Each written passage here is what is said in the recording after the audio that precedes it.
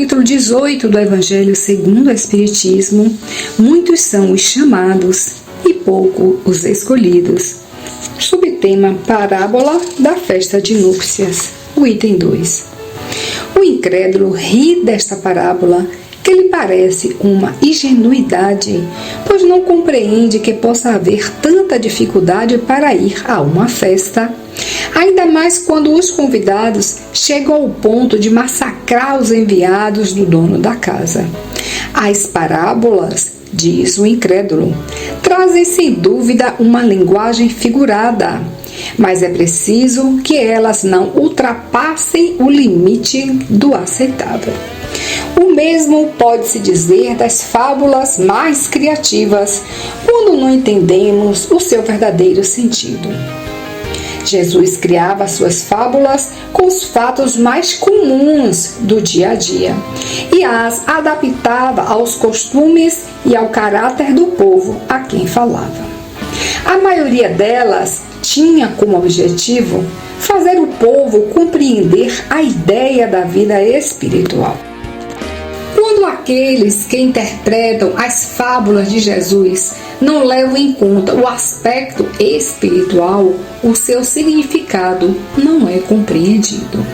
Nessa parábola da festa de núpcias, Jesus compara o reino dos céus, onde tudo é alegria e felicidade, a uma festa de núpcias.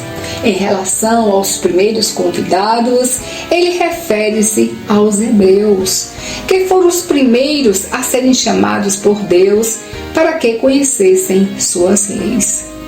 Os enviados do rei são os profetas que convidaram os hebreus a seguirem o caminho da verdadeira felicidade.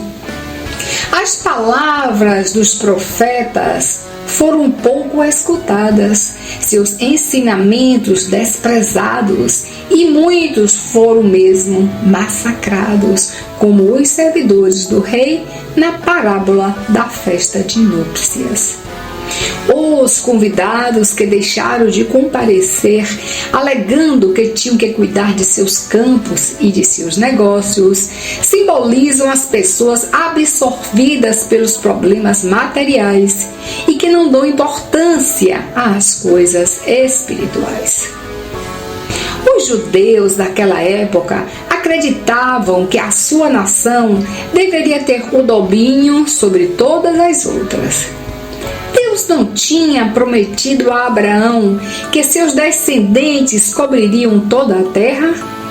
Mas, como sempre acontece, os homens usaram o ensinamento divino em interesse próprio, acreditando realmente que sua nação deveria dominar as outras no plano material.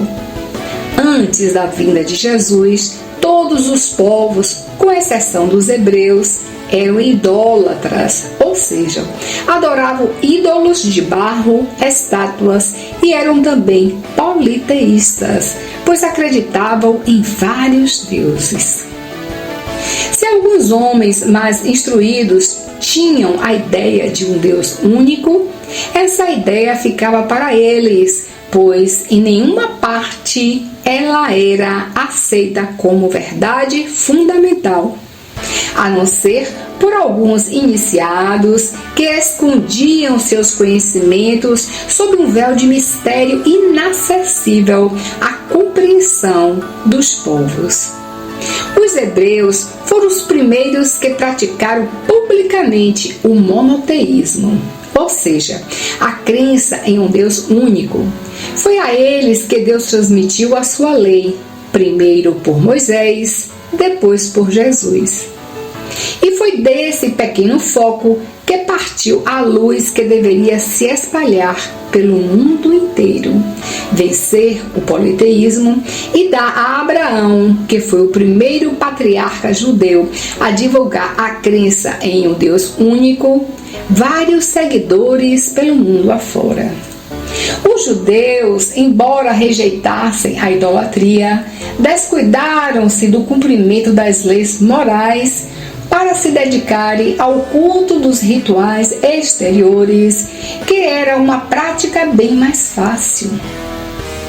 O mal tinha chegado a seu ponto mais alto. A nação dominada pelos romanos estava desfigurada pelas facções políticas divididas pelas várias seitas. A descrença havia penetrado até mesmo no Templo de Jerusalém.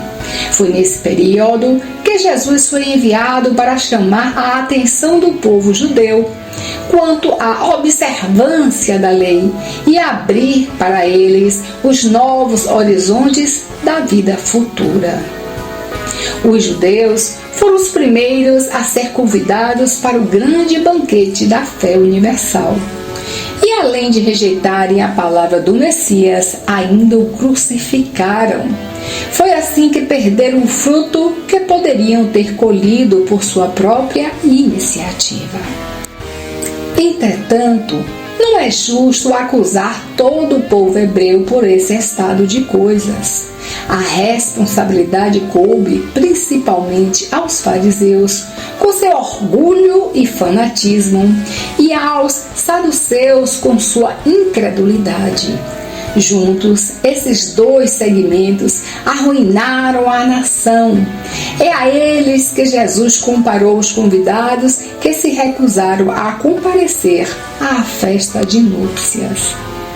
Depois, Jesus acrescenta: o rei, vendo isso, mandou convidar todos aqueles que se encontravam nas encruzilhadas, bons e maus.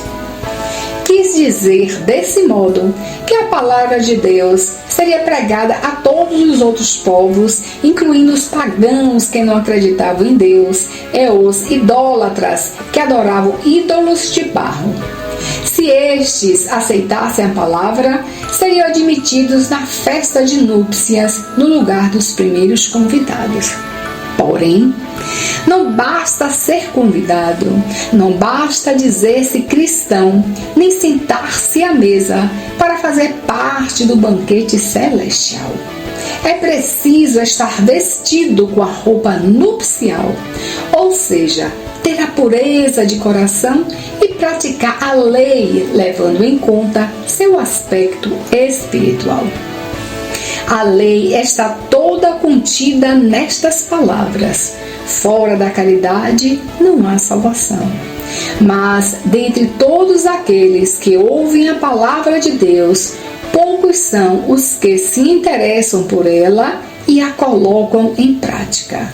Por isso, poucos são também aqueles que se tornam dignos de entrar no reino dos céus.